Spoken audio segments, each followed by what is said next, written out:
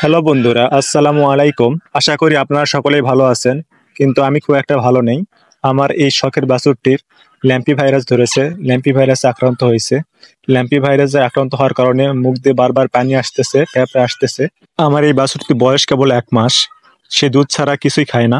প্রায় 2 দিন থেকে কিছুই খাইতে পারেনি মুখ দিয়ে ফ্যাপড়ে আসার কারণে। সে 2 দিন ধরে না খাওয়াতে শরীর অনেক দুর্বল। সে একা একা শুইতে পারে, কিন্তু একা একা আর উঠতে পারে না। ওকে দুইজনে ধরে উঠাই দিতে হয়, তাছাড়া উঠতে পারে না। এই ল্যাম্পি ভাইরাসটি আমার বাছুরের গলায় বেশি আক্রমণ করেছে। সে এই জন্য কিছু খাইতে পারতেছে না। আর ল্যাম্পি ভাইরাস হলে শরীরে সবসময় তাপমাত্রা অনেক বেশি থাকে, মানে শরীরে অনেক জ্বর থাকে। গায়ের তাপমাত্রা সবসময় 5 থেকে 7 পর্যন্ত থাকতেছে। আর একবার ভাইরাসে আক্রান্ত হলে জ্বরের ট্রিটমেন্ট ছাড়া আর ব্যথা ট্রিটমেন্ট ছাড়া অন্য কোনো ট্রিটমেন্ট দেওয়া যায় না, কারণ এই ভাইরাসের কোনো অ্যান্টিবায়োটিক বা কোনো কিছু বের হয়নি এখনো বাংলাদেশে। জ্বরের জন্য ডাক্তার আমাকে স্টিক ব্যবহার করতে বলেছে, আর ব্যথার জন্য ইনজেকশন দেওয়া হচ্ছে। আর যেহেতু আমার বাছুরটি খেতে পারতেছে না, ওই জন্য তার হজম শক্তি এবং মুখে রুচি আনার জন্য এই ওষুধটি ব্যবহার করা হচ্ছে। এই ল্যাম্পি ভাইরাসটি বাংলাদেশে এসেছে প্রায় 2 থেকে 3 বছর হলো, বেশি দিন আগে আসেনি। এই ভাইরাসটির ভ্যাকসিন রয়েছে, কিন্তু ভাইরাস একবারে আক্রান্ত হয়ে গেলে এর কোনো চিকিৎসা নেই, শুধু জ্বর এবং ব্যথার চিকিৎসা করতে হবে।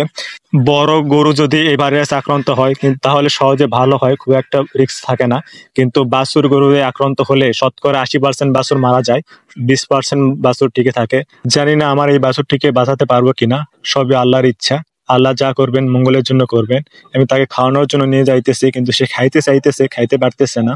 এই জন্য কি আর করা, জোর করে খাওয়াতে হইবে। তাছাড়া তো আর সে উঠতেই পারবে না, এখনই উঠতে পারতেছে না। আর কিছুদিন গেলে হয়তোবা দাঁড়াতেই পারবে না।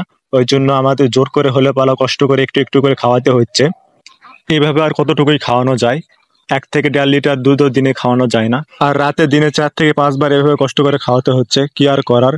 আর আপনারা যারা গরু লালন পালন করেন তারা অবশ্যই ল্যাম্পির ভ্যাকসিন করে নেবেন।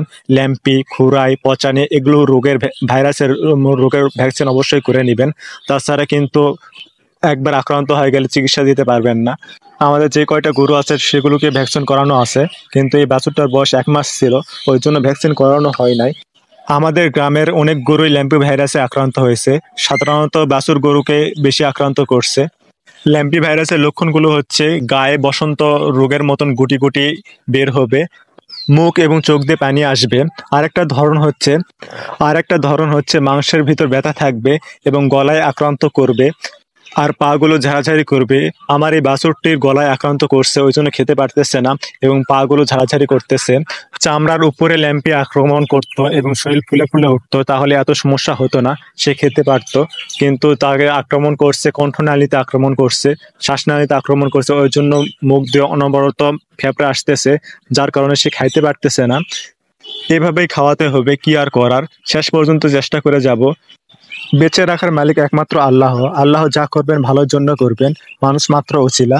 আমরা শুধু চেষ্টা করে যাব, ইনশাল্লাহ আল্লাহ আমাদের এই পরিশ্রমের ফল অবশ্যই দিবেন। আর আপনারা সবাই দোয়া করবেন আমার এই বাছুরটি যেন অবশ্যই তাড়াতাড়ি সুস্থ হয়। সে আর অবশ্যই অবশ্যই আপনারা যারা গরু লালন পালন করেন তারা এই সব ভাইরাসের ভ্যাকসিনগুলো দিয়ে নেবেন। সবাই ভালো থাকুন, সুস্থ থাকুন এবং আমার এই বাছুরটির জন্য অবশ্যই অবশ্যই দোয়া করবেন, আল্লাহ তাকে সুস্থ